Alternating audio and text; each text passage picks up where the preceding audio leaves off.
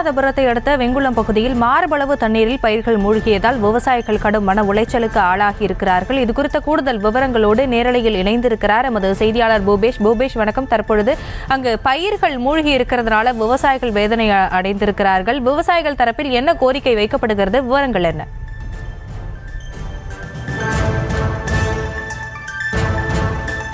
நிச்சயமாக வணக்கம். நாம் தற்போது இருக்கக்கூடிய இடமானது நீர்த்தேக்கமோ குளமோ ஊரணியோ கிடையாது. ராமநாதபுரம் மாவட்டம் திருப்புலானி ஒன்றியத்துக்கு உட்பட்ட வெண்குளம் என்கிற பகுதியில் விவசாய நில பகுதிக்குள் நாம் தற்பொழுது நின்று வருகிறோம். ராமநாதபுரம் மாவட்டத்தின் பல்வேறு பகுதியிலும் கடந்த 2 தினங்களாக பலத்த மழையானது பெய்து வந்தது. இந்த சூழலில் மாவட்டத்தின் பல்வேறு பகுதிகளில் நீரானது ஆங்காங்கே தேங்கி இருக்கக்கூடிய காட்சிகளை கடந்த சில தினங்களாக தொடர்ச்சியாக நாம் பதிவு செய்து வருகிறோம். அதே போல மக்கள் எங்கெல்லாம் பாதிக்கப்படுகிறார்களோ அங்கெல்லாம் சென்று நியூஸ் தமிழ் பிரத்யேகமாக காட்சிகளை தொடர்ந்து பதிவு பண்ணி அரசுக்கும் சம்பந்தப்பட்ட அதிகாரிகளுக்கும் வழங்கி அதை தீர்வு நோக்கி நகர்த்தக்கூடிய வேலைகளை தொடர்ச்சியாக நாம் செய்து கொண்டிருக்கிறோம்.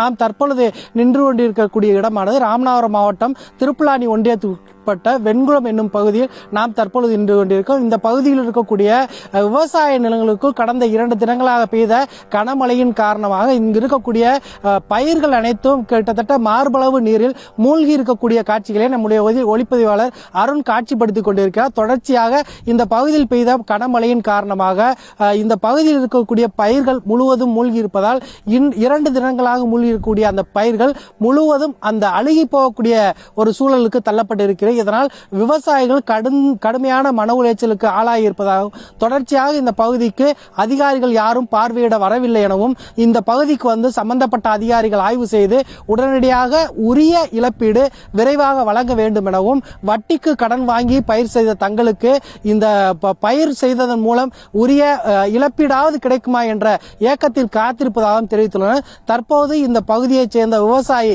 மைக்கேல் என்பவர் நம்மிடத்தில் இருக்கிறார். அவரிடத்தில் இச்சம்பவம் தொடர்பாக கேட்டு விளக்கங்களை பெறலாம். ஐயா வணக்கம். இந்த எந்த பகுதி எவ்வளவு பாதிக்கப்பட்டுள்ளது சொல்லுங்க. இது வெண்குளம். தொடர்ந்து ஒரு 2 நாள் மழையில பயிரெல்லாம் முங்கிருச்சு. இன்னும் எல்லாம் உள்ள பார்த்தா எல்லாம் இது பூரா நிக்கிற இடம் ஃபுல்லா விவசாயம் பண்றதான் பயிர் அமைஞ்சிருச்சு.